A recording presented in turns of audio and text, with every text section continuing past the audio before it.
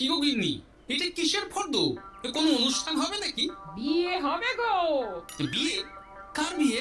ভগবান শিবের সাথে দেবী পার্বতীর বিয়ে। সামনে শিবরাত্রি, মনে নেই? হ্যাঁ, তা মনে আছে, কিন্তু এই ফর্দটা কি জন্য গিন্নি? আমি শিবরাত্রির দিন বিকেলে বাবার মাথায় দুধ ঢালতে যাব, তাই তোমাকে আগে থেকে লিখে দিলাম কি কি লাগবে। সব আগে আগে নিয়ে আসবে। হ্যাঁ, দেখি কি লেখা আছে। দুধ 1 সের, গঙ্গা জল, নারকেল, ঘি, মধু, দই, সন্দেশ, রসগোল্লা, আকন্দ ফুলের মালা, ধূপ, মোমবাতি, 108টা বেলপাতা, ধূত্র ফুল, নীলকণ্ঠ ফুল, লাল পাড়, সাদা পাটের শাড়ি। ওরে বাবা, এত কিছু! হুম, এখন ওরে বাবারে মারে কিছু চলবে না, চলবে না। আর আগে থেকে লিখে দিয়েছি, আমি কোনো বায়না শুনবো না। হ্যাঁ, যদি না নিয়ে আসো তাহলে কিন্তু চলে যাব। হ্যাঁ, বলি, শিবরাত্রির দিন তো মেয়েরা বাবার মাথায় দুধ জল ঢালে বাবার মতন স্বামীর কামনায়। তা আমি তোমার স্বামী তো উপস্থিত, তাই এত কিছু! তোমার মঙ্গল কামনায় গো। তুমি আর বাড়তি কথা বলবে না, যা বলেছি সেদিন নিয়ে আসবে। হ্যাঁ, বেশ বেশ, ঠিক আছে বাবা, ঠিক আছে। তাহলে আমি এখনই যাই, সব দোকানে দোকানে বায়না করে আসি। সেদিন তো এইসব জিনিসের চাহিদা তুঙ্গে থাকে। হ্যাঁ, তা যাও, সেটাই বুদ্ধিমানের কাজ হবে। হ্যাঁ,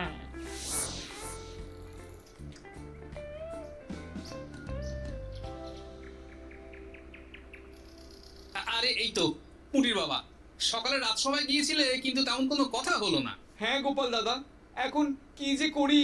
ঠিক আছে ঠিক আছে, আমি দেখছি কি ব্যবস্থা করা যায়, বুঝলে? ঠিক আছে গোপাল দাদা, একটু দেখো, বুঝতেই তো পারছো অভাবের সংসার। হ্যাঁ হ্যাঁ, কোনো চিন্তা করো না।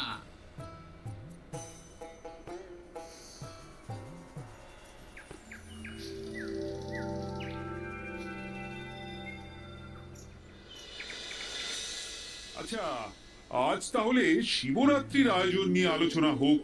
মহারাজ, এসব নিয়ে আপনি চিন্তা করবেন কেন? আরে আমার মতন একজন মন্ত্রী থাকতে আপনার মাথা ঘামানোর কোনো দরকারই নেই। না না মহারাজ, একদম মন্ত্রী মশাইকে দায়িত্ব দেবেন না। উনি প্রত্যেকবার দায়িত্ব নিয়ে সব তালগোল করে দেন, আর সব শেষে বলেন আমার ভুল হয়ে গেছে, আমাকে ছেড়ে দিন। এই গোপাল গোপাল, একদম বাজে কথা বলবে না। আমি এখন ভালো হয়ে গেছি। আহ, ভালো না কালো? মহারাজ মহারাজ, আপনি আমাকে দায়িত্ব দিন, আমি সব সামলে দেব। সব কাজ সবাই মিলে করলেই তো ভালো। পুজো পাঠের দায়িত্ব আমার, বাকি আমি জানি না। সে ঠিক আছে, কিন্তু পুজোর জোগাড় অনেক দায়িত্ব, সব হিসেব করে কেনাকাটা করতে হয়। সবচেয়ে বড় ব্যাপার, তার জন্য সৎ হতে হয়। আমি কি অসৎ নাকি? আমি সব দায়িত্ব নেব। না, আমি নেব। আমি নেব। আমি। আহ, চুপ চুপ, একদম চুপ। গোপাল দায়িত্ব নেবে না মন্ত্রী, সেটা তো বিচার করতে হবে। কিভাবে বিচার করবেন মহারাজ? হ্যাঁ, একটা বুদ্ধির পরীক্ষা নেওয়া হবে। আমি এখন গোপালের চেয়ে অনেক বুদ্ধিমান হয়ে গেছি। তাহলে তো ভালো, তুমি গোপালের বুদ্ধির পরীক্ষা নাও। যদি গোপাল জিতে যায় তাহলে গোপালই দায়িত্ব পাবে, নইলে তুমি। ঠিক আছে, আমি এক্ষুনি প্রশ্ন করছি। হ্যাঁ হ্যাঁ, করুন করুন।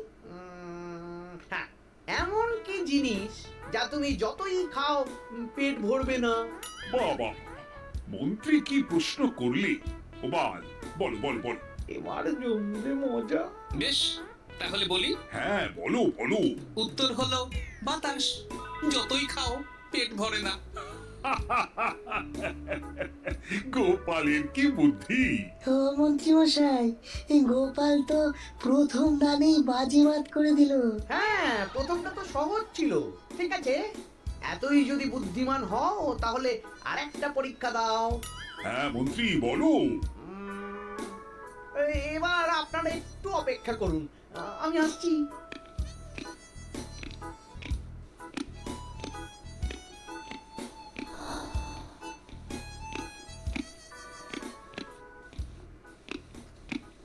এই তো মন্ত্রী এসে গেছে, আবার হাতে একটা খাঁচা। হ্যাঁ, এই নাও গোপাল, এই খাঁচায় একটি অদৃশ্য মুরগি আছে। তুমি যদি বুদ্ধিমান হও তবে এর মাংস রান্না করে আজ নৈশ ভোজে মহারাজকে খাওয়াতে হবে। যদি না পারো, দায়িত্বের দও পাবে না। বেশ, তাহলে দিন, আমি রাতেই আসছি, রান্না করে নিয়ে আসছি। আপনারাও সবাই হাজির থাকবেন কিন্তু।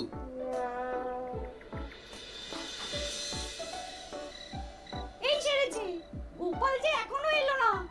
গোপাল নির্ঘাত ফেসেছে। এই তো চলে এসেছি।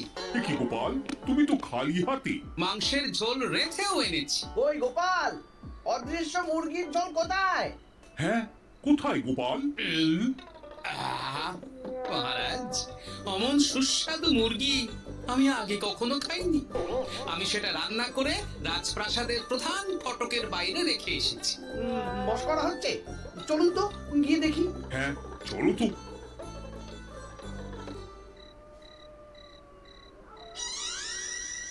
এ কি, এখানে তো কিছুই নেই, আমি তো দেখতে পাচ্ছি না। আমরা তো কেউ কিছু দেখতে পাচ্ছি না। কোথায় কোথায় মাংসের ঝোল? আরে মন্ত্রী মশাই, অদৃশ্য মুরগি রান্না করলে ঝোলটাও তো অদৃশ্যই হবে। আপনি দেখতে পাচ্ছেন না, মানে আপনার মনে পাপ আছে, নইলে আপনার চোখের সমস্যা। মহারাজ তো ঠিকই দেখতে পাচ্ছেন, তাই না মহারাজ? এই রে, গোপাল তো মোক্ষম জবাব দিয়েছে। হ্যাঁ হ্যাঁ, চমৎকার ঘ্রাণ বেরোচ্ছে। মন্ত্রী, তুমি দেখতে পাচ্ছ না কেন? ইয়ে না মানে ঠিক আছে ঠিক আছে, পাচ্ছি, দেখতে পাচ্ছি। একটু ঝাপসা লাগছে, মনে হয় চোখ দেখাতে হবে। তার মানে গোপাল তো মন্ত্রী মশাইকে পর পর দুবার হারালো। আর একটা সুযোগ দিন মহারাজ, শেষ সুযোগ। বেশ, দিলাম। গোপালের কিন্তু বিশাল বুদ্ধি। মন্ত্রী, দেখো তো তুমি পারো কিনা, আর এটাই শেষ সুযোগ।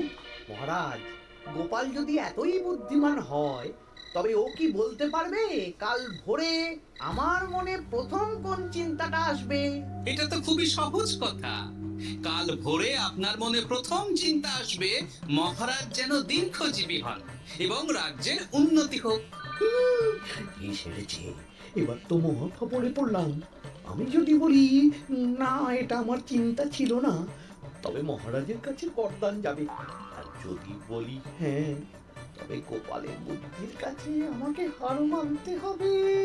কি মন্ত্রী, বলো। হ্যাঁ, ঠিক বলেছ গোপাল, এটাই আমার চিন্তা ছিল। সাবাস গোপাল, সাবাস, কি তীক্ষ্ণ বুদ্ধি। তাহলে এই বুদ্ধির পরীক্ষায় বিজয়ী হলো গোপাল। জয় গোপালের জয়। তাহলে শিবরাত্রির পুজোর আয়োজনের দায়িত্ব এবার গোপালের। আমার আর কোনো চিন্তা রইল না। মহারাজ, গোপাল তো সব দায়িত্বই পেল, আমাকেও কিছু একটা দায়িত্ব দিন। আমিও একটা ঈশ্বরের সেবা করার সুযোগ চাই। আহ, তুমি তো হেরে গেলে। তাতে কি, ভালো কাজ করতে চাইছি, একটু সুযোগ দিন মহারাজ। বেশ, তাহলে তুমি গ্রামবাসীদের ভোগ প্রসাদ খাওয়ানোর দায়িত্বটা নাও। ধন্যবাদ মহারাজ। হ্যাঁ মন্ত্রী, মিলেমিশে কাজ করো, কিন্তু ঝামেলা করো না। না না, আমি সুষ্ঠুভাবে পালন করব। ঠিক আছে মন্ত্রী মশাই, তাহলে ওইটুকুই করুক, কিন্তু আমার কাজে কোনো বাধা দিতে আসবেন না। না না না, তোমার কাজে কোনো বাধা আসবে না। আমি ভোগ প্রসাদ বিতরণ, খাওয়া দাওয়া, এই সব ব্যাপারটা দেখব।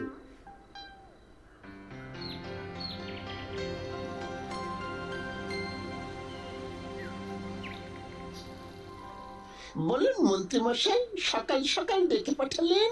শোন বটা ঘটা, এবারে শিবরাত্রি উপলক্ষে যে ভোগ প্রসাদ জনগণের উদ্দেশ্যে বিতরণ হবে, তার পুরো দায়িত্বই আমার। তাতে কি, মহারাজ আয়োজন করেন আর সব রাজ্যবাসী বিনামূল্যে খেয়ে যান। সেই প্রথা এতদিন চালু ছিল, কিন্তু এবার একটু অন্যরকম হবে। কিরকম কিরকম? তোরা দুজন আমার নাম করে সব গরিব প্রজাদের কাছ থেকে ভোগ খাওয়ার জন্য চাঁদা তুলবি। শিব পুজোয় চাঁদা? হ্যাঁ দাদা, না মানে ঘটা, খুব সামান্য। বাড়ি আর দোকানগুলোয় যাবি আর মাথা পিছু 1 আনা করে তুলবি, কেমন? বেশ, তারপর বলবি ঢালাও খাওয়ানো হবে, এলাহি আয়োজন। আচ্ছা, ঠিক আছে। তবে ভুল করেও কোনো রাজসভাসদদের বাড়ি থেকে বা মান্যিগণ্যি লোকের বাড়ি থেকে এই চাঁদা তুলিস না যেন। না না, বুঝতে পেরেছি, তুলবো না। বলবি সারা রাত পুজো হবে, পরের দিন সকালে হবে প্রসাদ বিতরণ। কেমন?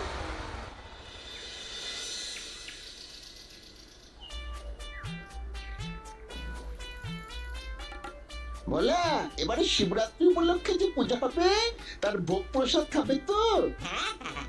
নিশ্চয়ই নিশ্চয়ই। এবারে সব দায়িত্ব মন্ত্রী মশাই, এলাহি আয়োজন। তা তোমাদের বাড়িতে কতজন সদস্য? আমি আর আমার গিন্নি দুজন। তাহলে দুয়ানা দাও, এক আনা করে দুজন। আবার অর্থ দিতে হচ্ছে? হ্যাঁ, এলাহি আয়োজন, তাই এই সামান্য অনুদান। আচ্ছা বেশ, এই নাও দুয়ানা। চিন্তা করো না ভোলা, এমন খাওয়ানো হবে না। রাতের বেলা শিব পুজো আর পরের দিন সকালে ওই জীব পুজো। বাবা বাবা বাবা, সব দোকানে দোকানে আমি যাচ্ছি, আর তুই লোকজনের বাড়ি বাড়ি যা। বেশ। রে, কত হলো? অনেক হয়েছে মন্ত্রী মশাই, এই দেখুন। বাবা বাবা বাবা, এক আনা করে নিয়ে নিয়েই তো থলে ভরে গেছি। হ্যাঁ, এবার হবে মাছের তেলে মাছ ভাজা। মহারাজও ভোগের আয়োজনের জন্য আজকে মোহর দিয়ে দিয়েছেন। তার মানে তো আপনার মুনাফাই মুনাফা, লাভই লাভ। আমাদেরকেও কিছু দিন। দেব দেব, এখনো কাজ বাকি আছে।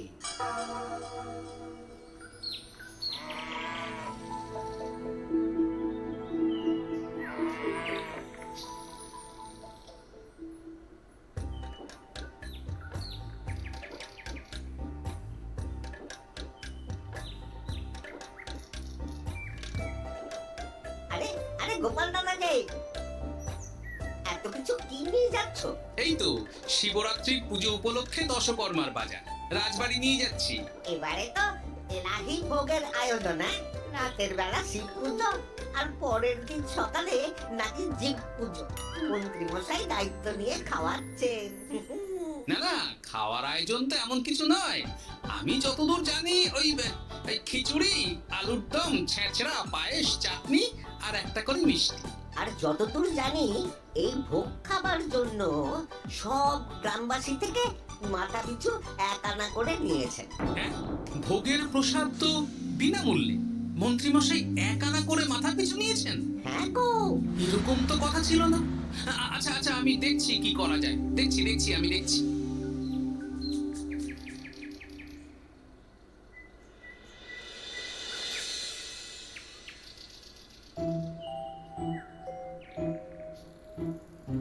ভায়া, বলছি তোমার কাছে মন্ত্রী মশাই এসেছিলেন? হ্যাঁ, চালের বায়না করে গেলেন। তা কি চালের বায়না করলেন?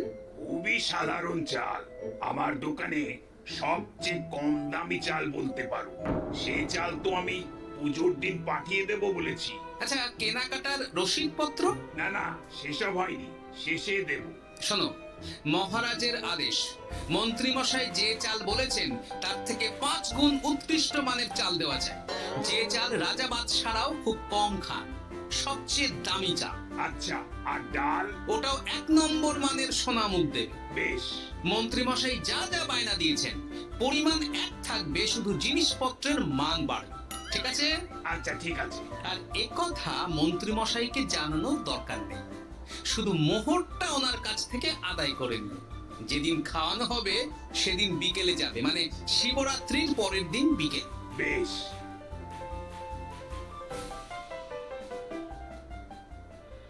না ধরো গিন্নি, যা যা বলেছিলে সব কিনে এনেছি। এবার আমি মন্দিরে গেলাম, কেমন? ঠিক আছে গো, তুমি কি ভালো, দীক্ষেতা। চললাম এখন ভিড় সামলাতে।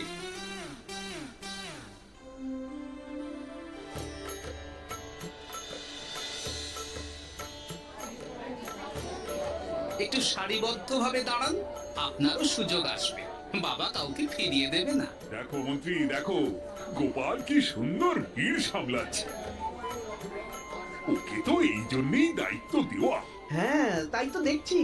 ওম নমঃ শিবায়, হে ভোলানাথ, দেবা দেবাদিদেব মহাদেব সকলের কল্যাণ করুন।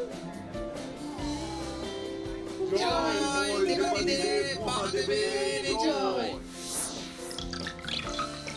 হে ভোলেনাথ মহেশ্বর, মঙ্গল করো বাবা। জয় বাবা ভোলাদেব মহেশ্বরের জয়। তা তোমার শরীর এখন কেমন? এই তো বেশ ভালো আছি। সবই তোমার জন্য। তুমি না সাহায্য করলে ওই ওষুধ আমার পেটেই পড়তো না। না না, আমি তো নিমিত্ত মাত্র, সবই মহাদেবের ইচ্ছে। জয় বাবা মহাদেবের জয়। চলি গো। কাল ভোগ খেতে তাড়াতাড়ি চলে এসো।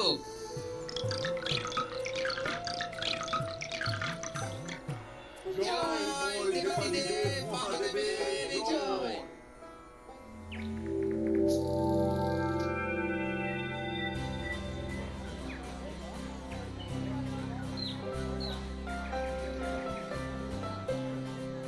সত্যি মন্ত্রী মশাইয়ের ভোগের প্রসাদ পেয়ে মনটা ভরে গেল। কি সুন্দর রান্না, আর খাবারের গুণমান কি ভালো। তার উপর রসগোল্লা কত বড় বড়। এত বড় রসগোল্লা খাওয়া তো দূর, বাবার জন্মে চোখেও দেখিনি।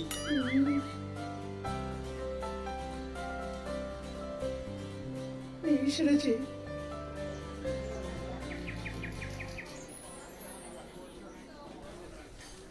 এই যে পাচক ঠাকুর, শোনো। বলুন মন্ত্রী মশাই, আজ আমি খুব খুশি। কেন? আপনি মহান। কেন? মানে আপনি যে চাল পাঠিয়েছেন সে চালে রান্না করা আমার স্বপ্ন ছিল। কি গন্ধ, কি গুণমান, রাজা বাদশাদের চাল বলে কথা। আমি তো খুব সাধারণ মানের চাল দিতে বলেছিলাম, 30 আনা সের মূল্যের চাল। কেন, নবাব বাদশাদের ঘরে এই চালটা থাকে। তাই? কোথা থেকে এলো? কেন, চালের দোকান থেকে এসেছে। মিষ্টিও দারুণ, রসগোল্লা তো নয়, যেন যেন একেবারে বড় বড় রাজভোগ।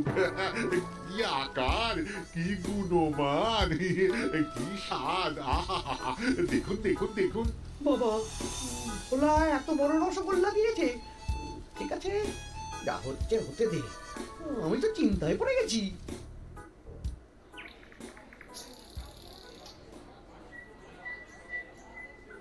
মন্ত্রী, তুমি ঠিক করেছো, হ্যাঁ? তোমার নামে তো সবাই সুখ্যাতি করছে। না না, এই আর কি।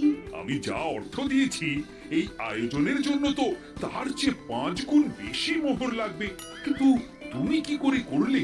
মন্ত্রী মশাই সত্যিই ভালো হয়ে গেছে। দেখো গোপাল, দেখো মন্ত্রী সত্যি বদলে গেছেন। সবই তো জনগণের সেবার জন্য। কে জানে বাবা, কি গড়বড় হয়ে গেল।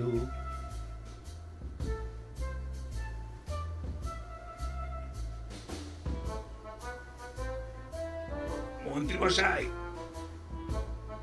বকেয়া পাওনা নিতে এলাম। আপনার মোট হয়েছে চালের 350 মোহর, মুগ ডালের 250 মোহর, আর মশলাপাতি 100 মোহর। হ্যাঁ, বলো কি? মন্ত্রী মশাই, ওই আপনার মোট বকেয়া 300 মোহর। আর আমার এই 150 মোহর। হ্যাঁ, চলুন মহারাজ, একটু মন্ত্রী মশাইয়ের বাড়ির দিকে ঢু মেরে আসি। চল। চলুন, ওনাকে গিয়ে ধন্যবাদ মন্ত্রী মশাই, বকেয়া পাওনা দিন। জানিয়ে আসি। এই না না না, আরে আরে আমি কি করে দেব? আমি কি চন্দ্রমুখী আলু দিতে বলেছিলাম? আমি কি করে দেব? না না, ও আপনাকে দিতেই হবে। হ্যাঁ, কি বলছো মন্ত্রী? তুমি এত ভালো কাজ করেছো, এত বড় মুখ করে সকালে বললে যে সবই জনগণের সেবার জন্য। আরে আমি কিভাবে জানবো যে এত খরচ হয়ে যাবে? কেন মন্ত্রী মশাই, আপনি তো গ্রামবাসীদের থেকে অর্থ নিয়েছেন, মাথা পিছু 1 আনা করে। হ্যাঁ, মানে এই সব তো কথা ছিল না। এই শুনেছি, গোপাল কি করে জেনে গেল? এসব কথা কি আর চাপা থাকে?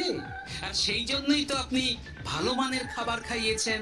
সত্যি তো, যে মানের খাবার খাওয়ানো হয়েছে তা কৃষ্ণনগর কেন, আশেপাশের কয়েকটা নগরের লোকও এই জিনিস চোখে দেখেনি। আর তাই তুমি অর্থ আদায় করেছো? ইয়ে না মানে আমি বুঝতে পারছি না আমার অনুমতি ছাড়া এগুলো হলো কি করে? মন্ত্রী মশাই, বকেয়া পাওনা দিন, নইলে খারাপ হয়ে যাবে বলে দিচ্ছি। হয়ে গেল, আমি ভিখারি হয়ে গেলাম। অগিন্নি, মোহরের থলেগুলো নিয়ে এসো, গয়নাঘাটি নিয়ে এসো। আমাকে পথে বসিয়ে দিল। কে কে আমার এত বড় সর্বনাশ করলো? আমি মন্ত্রী মশাই, আমি। আপনি যখন চাঁদা তুলে ভালো খাওয়াতে চাইছেন, তাই সবচেয়ে ভালো খাওয়ানোর ব্যবস্থা করে দিলাম, তাও আবার আপনার ঘাড় ভেঙে। আমার সর্বনাশ হয়ে গেল।